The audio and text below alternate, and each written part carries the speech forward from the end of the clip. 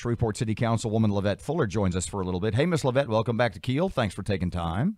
Good morning. My pleasure. What's up? Garbage fee's up, it looks like. Yeah, we're still doing that. Is it going to pass? I'm not sure. I think it is, though, but it won't be because of me. You're a no. Why? Let's see.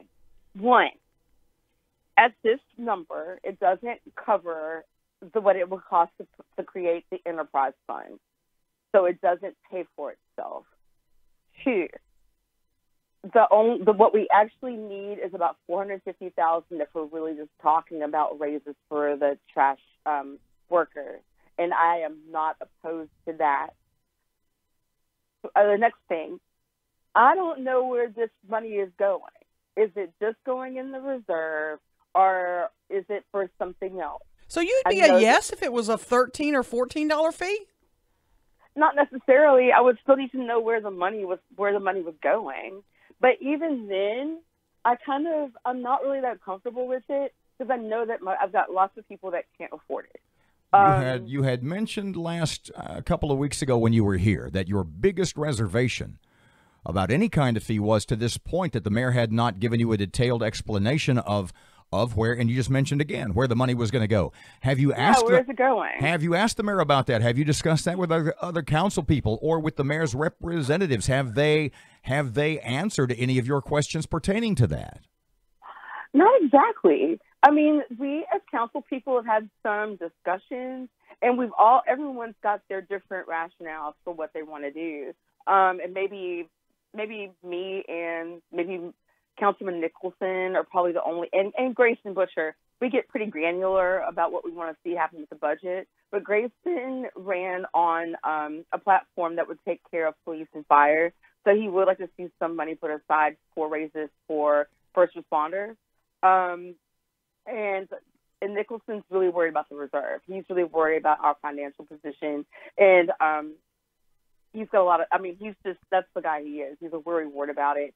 And I respect him for that. But there's not been any discussion about where this money is going, on a microscopic level at all. I had a conversation on Friday with our CAO, Sharika Fields. I asked her to work up a report for me because we've got a lot of positions that have not been filled that are funded. The money is there, we just need to hire the people.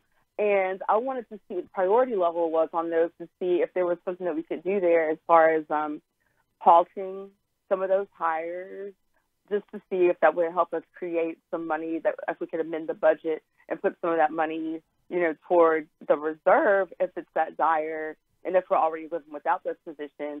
And I'm still scouring that because it's got all of the director's notes about what's the priority, what's been funded but has not been filled for a year.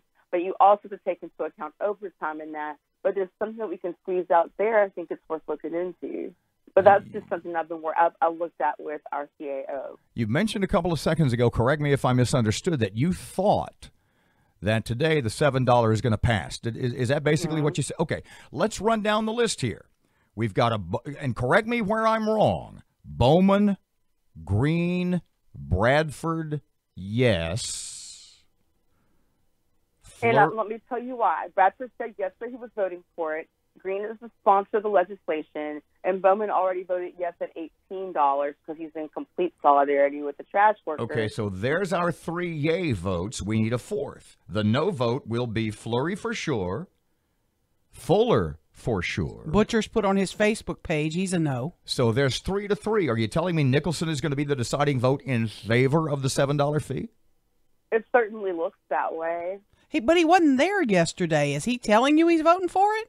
No, he's not telling me that. It's just that if you look at what's been said over the last several weeks, he is really hardcore about this financial position and about the reserve. And I think that he has put a lot of faith into the idea that this money is legitimately for the reserve and we're not trying to put it anywhere else. We don't know that, though. We have not heard that pledge. And the thing is, Nicholson also really, really wanted the enterprise fund probably more than anybody. He was the one that was really pushing for that and created the legislation that would create the enterprise fund.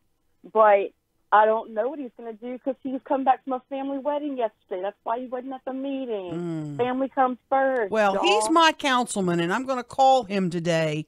If he votes yes and that money doesn't go in the reserve, I am going to be one ticked off constituent. Miss Well, LeVette, I think that he'll be a ticked off council person too. Yeah. I don't think that he's trying to do anything irresponsible with our dollars. I think you heard me bring this up. Maybe you did if you were listening in the last half hour or so. Is it at least a little interesting to you that the 3 yes votes on the record right now, Bowman, Green, the sponsor, and Bradford, the 3 yes votes represent the neighborhoods, the constituents in Shreveport who can probably least afford this fee?